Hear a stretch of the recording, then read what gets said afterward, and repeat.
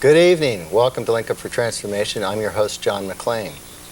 Tonight, we're going to be exploring some of the issues involved in the Rainforest Action Network, and how you can be involved in helping to restore balance on this planet.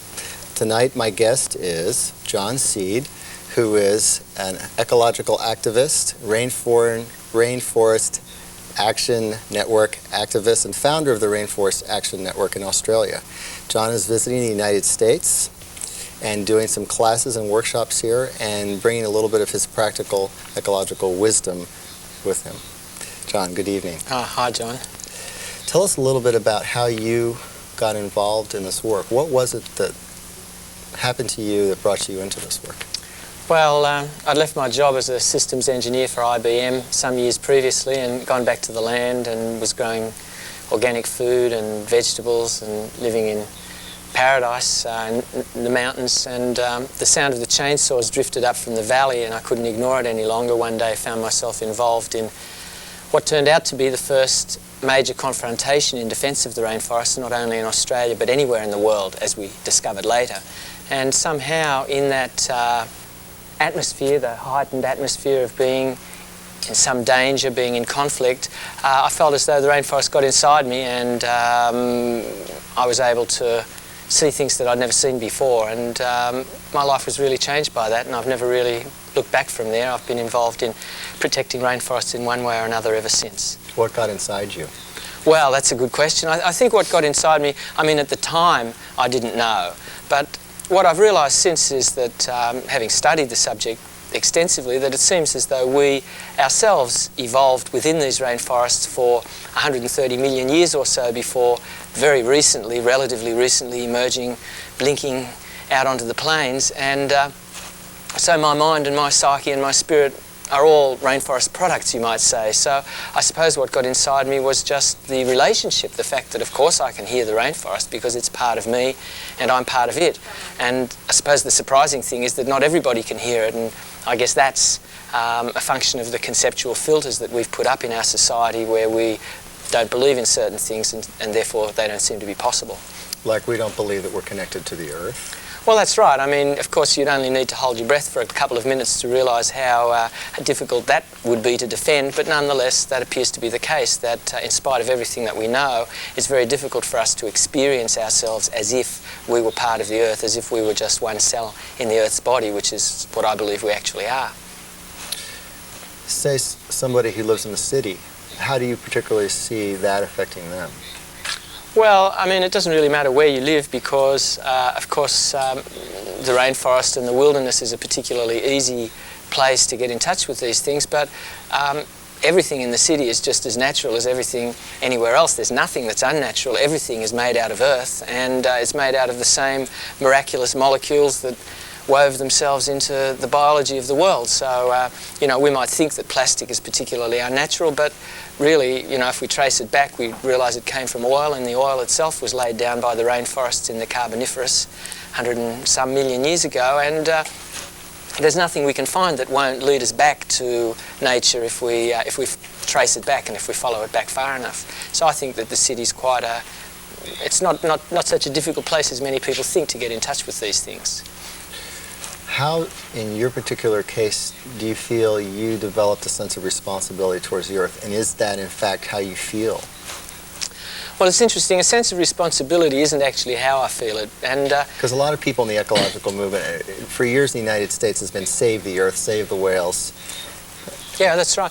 Well, I just don't think that we're capable of the kind of responsibility that would require, and that the way I see it is that we want certain things because we experience ourselves in a certain way because of our conditioning, the way we were brought up, and in particular the kind of materialism that's all around us and that advertising and the rest of it really provokes in us and promotes in our culture. But, you know, so we're digging up the earth and destroying the earth in 1,000 ways in order to turn it into, you know, microwave ovens and hairdryers and you name it. And then we stuff these things into our lives in the hope that somehow this is going to make us feel good. You know, we don't do these things for their own sake. We do it because of some kind of psychological, or shall we say spiritual reward that we hope to get from it. And this reward isn't forthcoming. You never see anybody that's actually satisfied, that's actually got enough. And I see it as a kind of a displacement activity, that the kinds of joy and upliftment and ecstasy that we're looking for are actually available very easily and freely in nature if we go out and experience it, if we go out and look for it.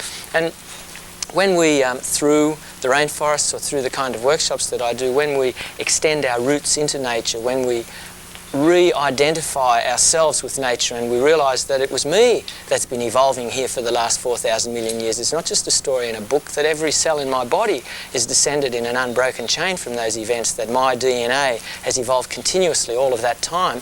Then certain new forms of nourishment and joy become accessible to us just through that sense of interconnectedness and a sense of belonging here, a sense of feeling that I'm home, you know, satisfaction from that. And when we feel that, then things kind of drop away. Extraneous things, material things become less and less relevant. One of the things that I've studied a lot in the last few years is called deep ecology, which is, I guess, almost like the science of this way of thinking. And the person who coined that term, Professor Arne Naess, the philosophy professor from Oslo University in Norway, he says a sense of responsibility or duty is a treacherous basis for conservation, that it's just very few of us have sufficient sense of responsibility. We, in the end, will come out of our self-interest. The problem is that the self whose interests we serve, we may not have correctly identified it. That if, for instance, we don't include the air as ourself because someone has told us that the air isn't me, it's really part of the environment, as though it's something out there, some object far away from us, then we might think that we need a sense of responsibility to be involved in stopping the air pollution. Once we realise that the air is part of my body, that it's part of my whole system, that I am part of it, then it's merely a matter of self-interest to be involved in these things, and that's a much more surefire way of finding motivation than a sense of responsibility. I know that in the new physics, they've discovered that all electrons, that of course all matter is composed from, actually move from the board to the chair, into our body, into the air, back into this plant and into the floor, and it's all circulating around. So we're all completely interconnected. Even though it looks like they're solid, separate, different components, we're all totally, we all live in a completely unified field of being and energy. That's right, and what we need is a new psychology to catch up with the new physics, where we actually learn how to experience ourselves the way that we truly are, because the sense of separation that we feel from nature has to be an illusion. We are, it doesn't matter what we believe, we are inextricably embedded in nature. Whatever spiritual things we believe in, they themselves are rooted in a complex biology, and if we destroy that biology, we destroy everything else that grows out of it. How is your work right now a reflection of your consciousness and what you're feeling? Well, my work is divided between political, activist, direct action kind of work in the rainforests, and workshop form that I call the Council of All Beings, which uses ritual and ceremony to reintegrate human beings with nature. And let's talk about the rainforest action and the activist side of you. Yeah. Let me hear a little bit about that. Well, as an activist, I started out, as I think I mentioned, just in direct action, standing in front of bulldozers and then lobbying parliaments and so on. But as my work took me further and further afield, beyond Australia to New Guinea and then to Ecuador and to other countries, it became clear that in these countries no conservation of rainforests was possible that didn't include an interest in the legitimate development aspirations of the indigenous inhabitants of these forests, that unless we are prepared to take a concern about the people who have lived in harmony with these forests for thousands of years, the forests can't be protected. So although at the beginning we were interested in the trees and the plants and the animals much more than the people, it's become clear that the people are as much a part of the forest as all of the rest of it. And so in New Guinea at the moment, for example, I'm part of a group that initiated a project and that I'm now funding, a project here in the United States, where we're trying to stop the destruction of the rainforest by logging, which is the main cause of the destruction in that country. And the reason that the people invite the loggers in is because no other developments are accessible to them. They feel underdeveloped. No other economic developments. No other economic developments. Thank you. That's a good point, because of course these people are highly developed in their ancient ways, but they've seen the transistor radios, they've seen the chainsaws, they've seen the fishing lines. They've seen TV. They've seen TV, and they've seen their babies die from diseases that could have been cured if they had a bit of money. And they've seen that you need an education in this world, and in order to get an education you need a light at night, and therefore you have to buy fuel for the lamp. Do you know? I mean, they've seen that they need money, and at the moment no other options are being offered to them other than the multinational loggers coming in and offering them huge fistfuls of dollars to clear fell their forests. So we went in there and looked at what possible alternative developments we could provide them with in exchange for them remaining the caretakers of the forests as they've always been. The difficulty there is that these people don't have an education nor the kind of infrastructure that you would need. You can't build a factory for them to make computer chips over there or anything like that. And so what we found in the end was that we found a few kinds of developments that would work, and one of them, strangely enough, was logging, that the people themselves were capable of managing these forests far more carefully than the logging companies if we would just give them the technology and the education. And so that's what we did. We made a contract about 2 years ago with the Zia tribe in Morobe province in New Guinea, where a large company had been negotiating with them for some time, and the company was so confident of getting access to their whole 250,000 acres of pristine rainforest that the company had already built the wharf and the log dump and was preparing to go in and log as soon as the contract was signed. We got in there ahead of them and signed a contract with the people where we provided them with 3 small portable sawmills, a management plan for the use of those mills, and a guaranteed market outside, an export market for the ecological timber that they produced, such that they would get 200 times as much for each log sawn up into sawn timber as the multinational was offering them for the raw log. That's remarkable, and at the same time create a sustainable growth pattern. In other words, not wipe out the whole forest, but exactly. plant new trees. The sawmills themselves don't belong to those people. They belong to a non-government organisation nearby, and the condition that the people retain both the sawmills and the market is that they stick to the management plan, which allows them to cut about 15 acres a year per sawmill. On a 50-year rotation, this leaves 99% of the forest completely untouched, and the other 1% very carefully managed, and we believe that it may be sustainable in the long term, although if we're wrong, it's still only 1% of the forest that's been damaged. Right. And 2 would be double what they would have had, and they're still way ahead. Exactly. So how does that impact someone here in California or in the United States in general?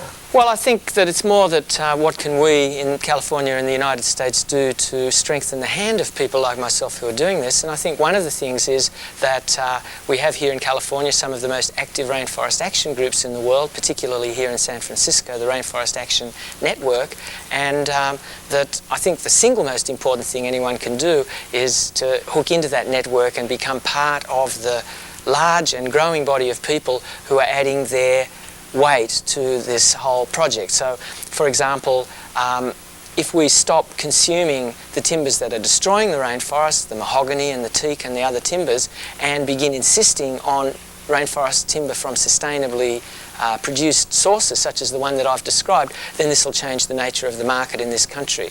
If we do as the Rainforest Action Network did a few years ago and start applying consumer boycotts to the companies that are engaged in the troublemaking, then we can have a tremendous impact, as for instance the Rainforest Action Network had a few years ago when they forced Burger King out of the rainforests of Costa Rica by having Whopper stop a month, and Burger King's sales dropped 11% during Whopper stop a month. The following month they agreed to stop cutting down rainforests for cattle pasture that dropped a few cents off the price of their Whoppers. Mm-hmm. So by joining together with like-minded people in our communities, we can really make a difference. And even though California and the United States has their own set of environmental problems, which we do absolutely, it's important to keep in mind that the environmental problems in the rest of the world impact us. The water in the ocean moves around, that if the rainforest collapses, that is going to substantially alter climate in the whole world. Isn't that true? Yes, that's so. And So we really do need to be concerned about what's going on in other places. I think that's so, and it goes beyond climate in that what scientists are realising more and more is the truth of what has been called the Gaia hypothesis, which is the idea proposed by a British scientist, Jim Lovelock, that the Earth is like a living organism, and that all of the different wild ecosystems are like the vital organs of this organism. So that as we destroy the liver, we may live in the brain, but it doesn't really make much difference. You know, the Earth needs all of these things to survive, and it doesn't know, that, the astronauts looking back on the Earth, they didn't see some bits coloured red and some bits coloured blue. They didn't see any national borders. The air, the water, as you point out, doesn't know any national borders, nor does the climate. So that the rainforests are a kind of thermostat, that they maintain not only the stability of the climate and the cycling of fresh water around the Earth, but they are also responsible for the composition of gases in the atmosphere. The fact that there's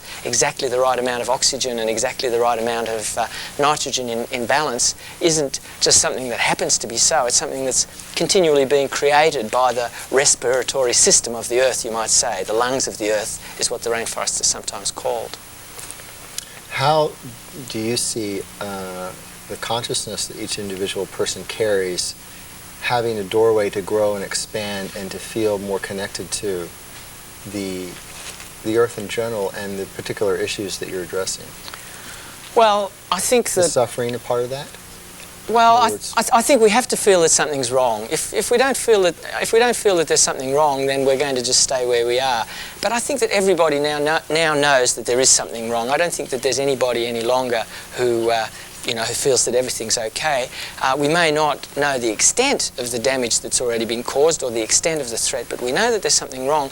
And then, because we think that we can avoid suffering that way, we sort of try and deny it. We change the channel, or we turn the page. We don't want to look at it because we're afraid that it's going to bring us down, But I've found that the opposite is the case, that especially if we're in a community, if we're in a circle of people who are all concerned about the same thing, then there can be a tremendous empowerment from really letting the information in, and a tremendous joy can also arise from knowing that we're really addressing the important issues of our time.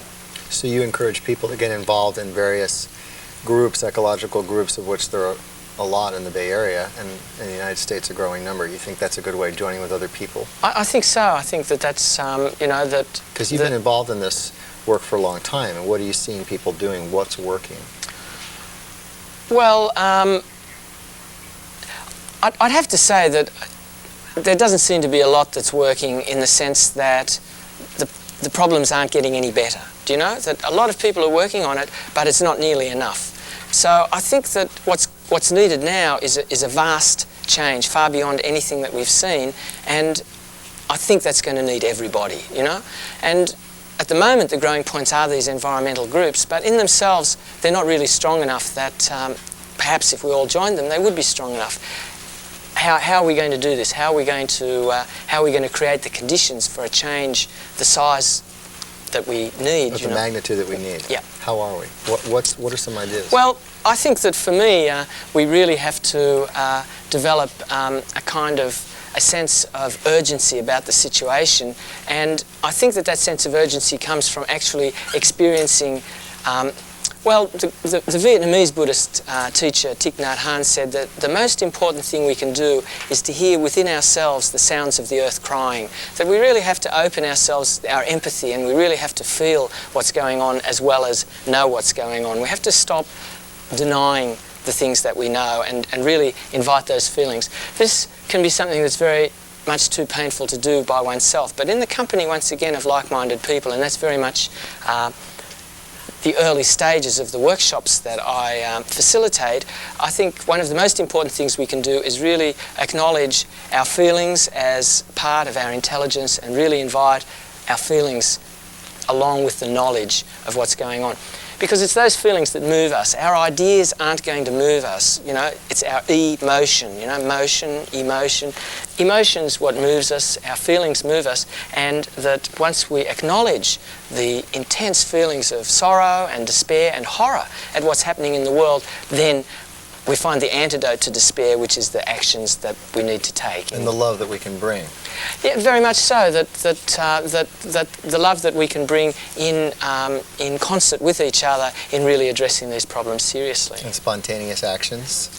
Spontaneous actions, certainly, you know, and but I think also just the ongoing and deliberate actions that you know, Greenpeace and the Rainforest Action Network and these groups are involved in, that we have to strengthen their hand in any way we can. But you're also saying that each person needs to begin to acknowledge their real feelings about the environment. For instance, I don't know if you've been reading the papers, but California just executed somebody, and that one man got a lot of coverage throughout the United States. I think this single event really impacted people in a very deep way emotionally. It brought up a lot of feelings. They may have been overwhelming feelings. They may not have known how to deal with them, but they brought those feelings up. And I think you're saying that each person needs to also recognize and honor their own feelings about the earth and the environment and what's happening, and coming to terms with that will generate some motivation, some plans, some action, and that it really is important. Exactly. Yes. You're going to be back here in the fall, in September, doing classes? I'll be teaching classes at JFK, at California Institute of Integral Studies, and at the new college in the fall, and I'll be doing weekend workshops at that time as well. And I think we have a phone number that we can put out on the screen so people can get in touch with you. Yes. What are you hoping to promote here when you come back in the fall? Well, one of the interesting things that's happened in the last year or so has been the interest of some of the major corporations in this country in my work, where I think that the penny's beginning to drop, as we say at home, that and I think I might turn this into a bumper sticker: no planet, no business. You know, that it's not enough now to hire an environmental vice president to greenwash yourself, to camouflage yourself green in order, you know, so that people will continue buying your product. All of us now, I think, are beginning to look for ways in our own lives where we can make a difference, especially if it can be done at no expense to ourselves. So many of these large corporations are feeling that the kind of workshops that I do don't really threaten them, because I'm not talking about how damaging these corporations are or anything. All I'm doing is acquainting people with techniques whereby they can experience their ecological identity, move from having ecological ideas to having ecological self. And that when people do this, it's as though their metronome starts ticking correctly, do you know, and they start being able to make the right kind of decisions in their day-to-day lives and in their corporate lives as well. So I'm very excited about this work, and I'm starting to work with some of these corporations to bring about change from within. That's because the price that, you know, they may be saving, the money they may be saving by dumping toxic wastes or whatever that's been going on for a long time, is actually something we can't afford. Well, we certainly can't afford it, but what they're realising is that they can't really afford it either, because we're all, you know, we're all on the Titanic. You know, it's in nobody's interests to scuttle this thing. You know. And people aren't going to want to support their particular businesses if they find out that they have an anti-ecological or you know. That's true, and if we can, for instance, get a drug company, let's say, to start paying royalties to indigenous people in the country where they have taken the plants from which they've derived these medicines, in exchange for these people protecting the forest so that they're medicines for the future, they should be able to get a market edge, because so many people would applaud a company for doing these kind of things. So it's not just the stick, it's the carrot as well, that I think that there are enough people now for whom environment is a major, if not the major concern, that we can really make it in the interests of these companies financially to behave in visionary ways and in ways that serve the earth. Would you like to take a moment to just help people connect with that part of themselves, or they might feel a deeper connection with the earth? Well, let's see. Well, first of all, as we breathe, we could start realising that this breath is something that's shared not only by all of the humans on the earth, but it's also something that's shared by all of the animals that breathe on the earth, and start to experience the air as something that's alive rather than something that's dead. With every breath we take in so much information, so much communication from around the earth, and consider the way that not only the animals are involved, but the plants as well, that everything that's green on the earth is also breathing, and it is exhaling exactly what we need to inhale, and that there is this ancient cycle of partnership between the human beings and the plants, and that we try and experience that interconnectedness via our breath. And we can do the same thing with the water that cycles around the earth, what Aldo Leopold called the round river, as the water is evaporated and transpired up into the atmosphere and falls again, lubricating everything along its way. It also lubricates us, and it connects us with the cycle. So we can become, in this way, we can start to visualize ourselves as being part of these ancient cycles. Thank you very much, John. For those of you who are just tuning in, this is Link Up for Transformation. I'm your host, John McLean, and with me tonight is John Seed, an environmental activist from Australia who's visiting the Bay Area currently, and he'll be back in the fall. And there's a phone number we'll put up at the end of the show if you'd like to reach him or are interested in any of the work that he might be doing. We appreciate your interest. Join us next week when we will be back with John and Ralph Metzner. Good night, folks.